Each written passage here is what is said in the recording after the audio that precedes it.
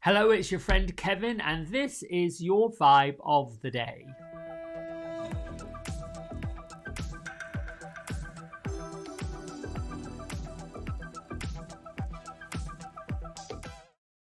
All right, I hope you're well. Good blessings to you. Here is our message. We have the card of Saint Germain, karmic releasing.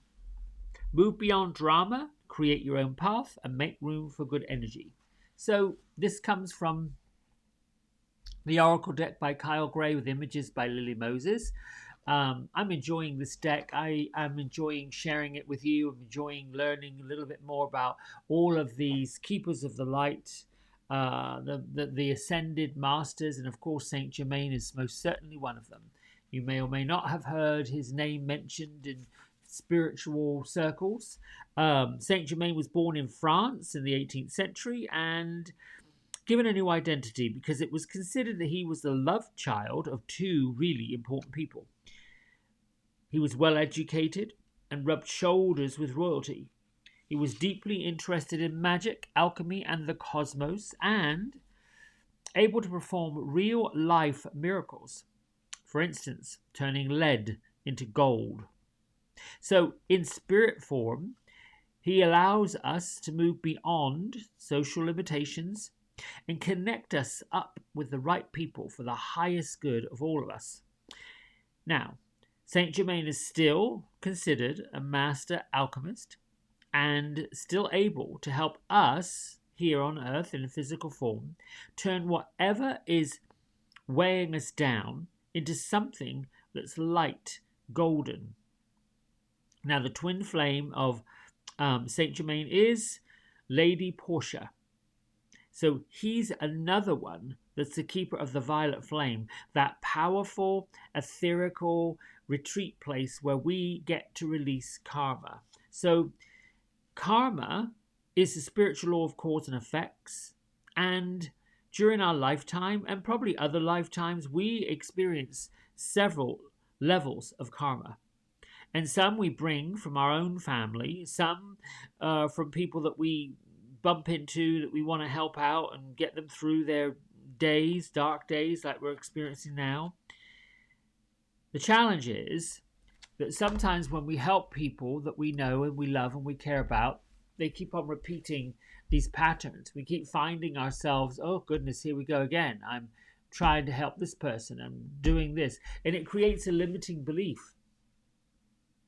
There's a fine line between helping somebody who is struggling and truly, like, here is some money to help you, or here is, I'm going to come and help you clean your house, or I'm going to help you do some things.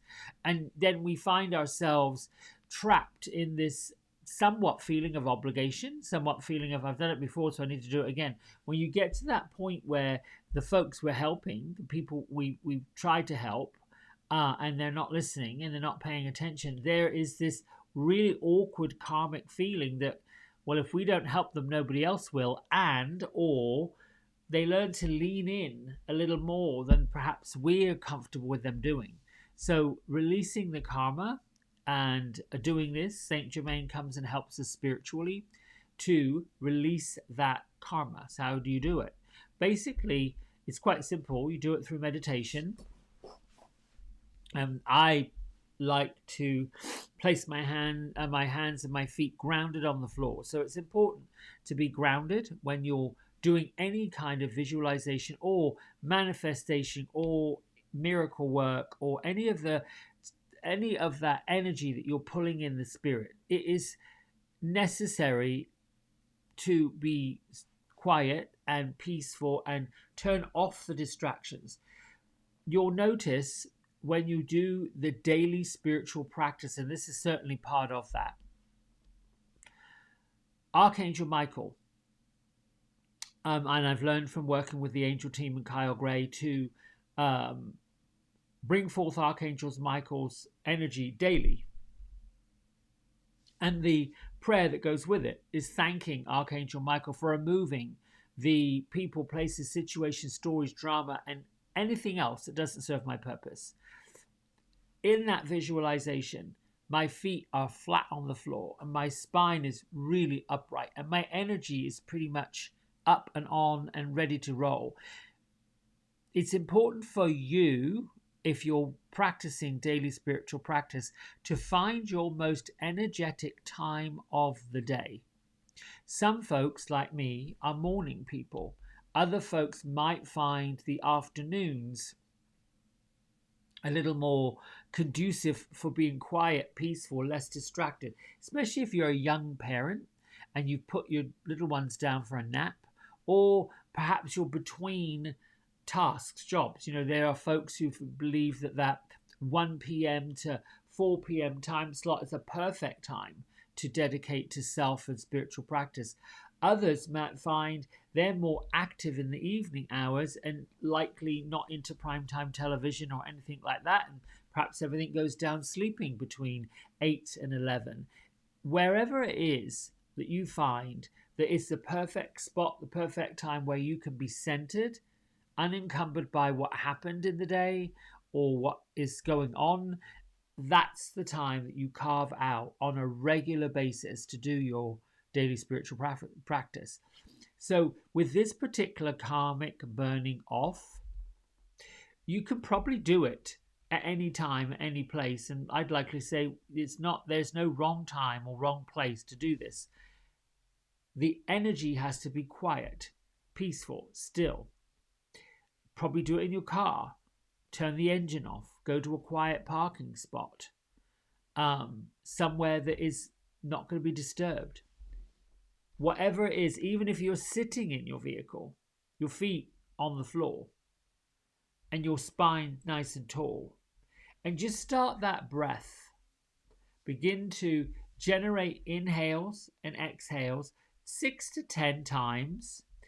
You can inhale really deep, scoop the air in, and then let it out slowly. Release, release, release, release, let go, relax. And do it again. Pull it in. There's a little pause at the top, and then release, release, release, release, release, relax, let go. Do that a few times to where you know that you're completely centered, completely relaxed, and you're in that energetic vibrational space. Violet flame energy is literally that, a purple violet flame. Typically works with this part of our chakra system, from the emotional part, the attachment to the karmic limitations that's stopping us, that's weighing us down, up to the conversations, that chakra right in here, your throat chakra, up into your third eye, the vision of it, the thought of it, the visualization of it, and then through the crown chakra, and then on beyond. You've got the soul, the stellar gateway, and then your soul path chakra, all of that.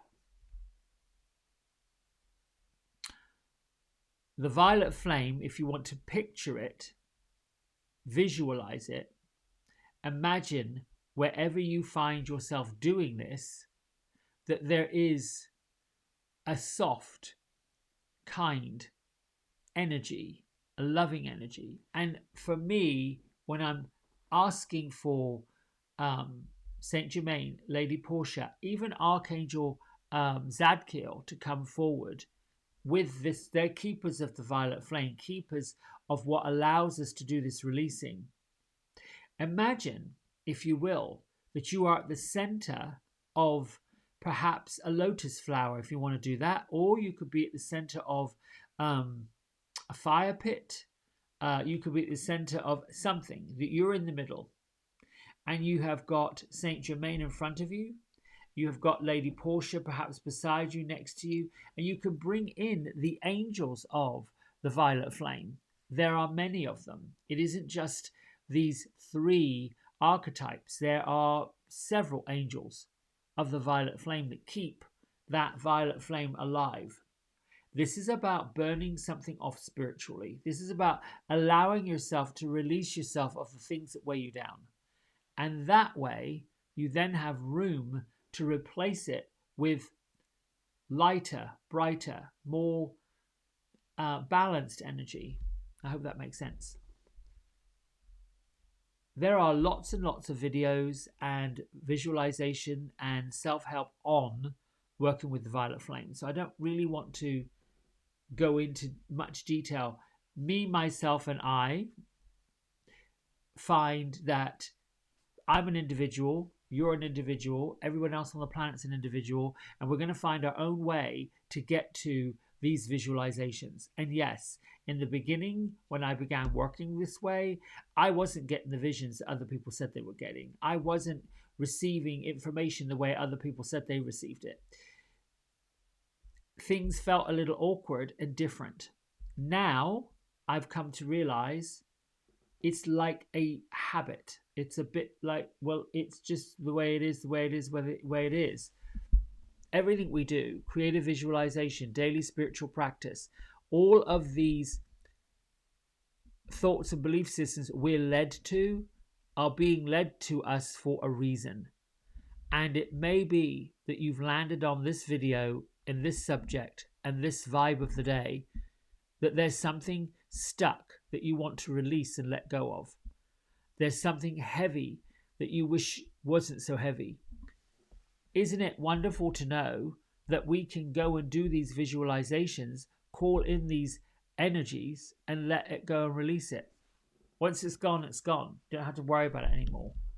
That's the limiting belief that we get stuck with.